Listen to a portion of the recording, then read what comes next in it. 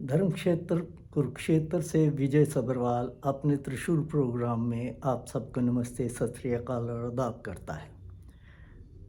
दिल्ली विधानसभा के रिज़ल्ट आ गए और वहाँ पर जो पिछले 11 साल से आपकी सरकार चल रही थी वो हार गई। तो मुझे लगता है कि अरविंद केजरीवाल जो करप्शन का मुद्दा लेकर पावर में आए थे, वो करप्शन की वजह से ही डूब गए। फ़र्क इतना है कि डॉक्टर मनमोहन सिंह की कांग्रेस की जब सरकार थी तो उस समय कुछ बाबों ने, अन्ना हजारे ने और अरविंद केजरीवाल जैसों ने ऑनेस्टी का एक मुखौटा पहनकर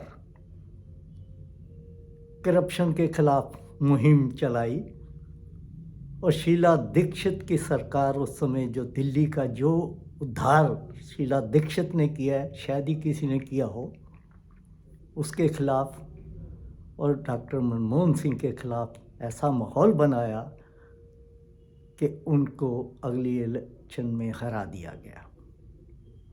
वो बाबे आज अरबों खरबों रुपए के मालिक हो चुके हैं और अरविंद केजरीवाल जी चीफ मिनिस्टर रहे 11 साल, पंजाब में सरकार बनाए बैठे हैं। तो फ़र्क यही रहा कि उस समय ये मुखौटे आरएसएस ने इस्तेमाल किए थे और अब आरएसएस की ही पॉलिटिकल विंग बीजेपी ने जब ये देखा कि इसको तो हमने मौका संभालने के लिए या कांग्रेस की जड़ें काटने के लिए बनाया था, ये खुद ही पावर लेके बैठ गया, तो बीजेपी ने उसको हराया। चाहे कुछ भी उन्होंने किया, ठीक किया, गलत किया, झूठे इल्ज़ाम लगाए, सच्चे लगाए, वो समय बताएगा। लेकिन उन्होंने अरविंद केजरीवाल को उसी के घर में हार का सामना दे दिया और मैं ये समझता हूँ कि ये बहुत अच्छा हो गया, क्योंकि दिल्ली की सरकार एक कठपुतली की तरह थी लेफ्टिनेंट गवर्नर की। जब बीजेपी दिल्ली को नहीं जीत पा रही थी तो उन्होंने इस दौरान 10 सालों में ऐसे ऐसे कानून बदले जिसकी वजह से दिल्ली के चीफ मिनिस्टर की कोई पावर नहीं बची थी।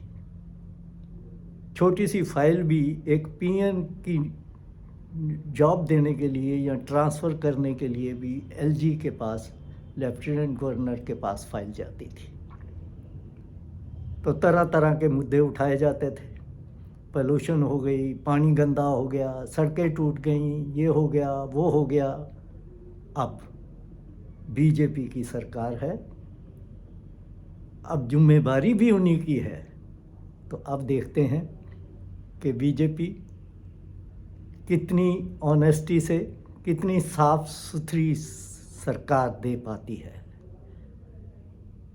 आज इतना ही, आगे देखते हैं कि आपके साथ। और ये मैं बेसिकली मैं ये समझता हूँ कि ये जो इस तरह की उभरती हैं रीजनल पार्टीज़, ये नेशनल पार्टीज़ को काटने के लिए, उनकी जड़ें काटने के लिए ही बनाई जाती हैं। और डेमोक्रेसी अगर अच्छी चलानी है तो 2-3 पार्टियां ही होनी चाहिए नेशनल लेवल की, जो नेशन का इंटरेस्ट वॉच कर सकें। तो मेरा प्रोग्राम आपको अच्छा लगे तो इसको शेयर करिए, सब्सक्राइब करिए। आप सबका धन्यवाद।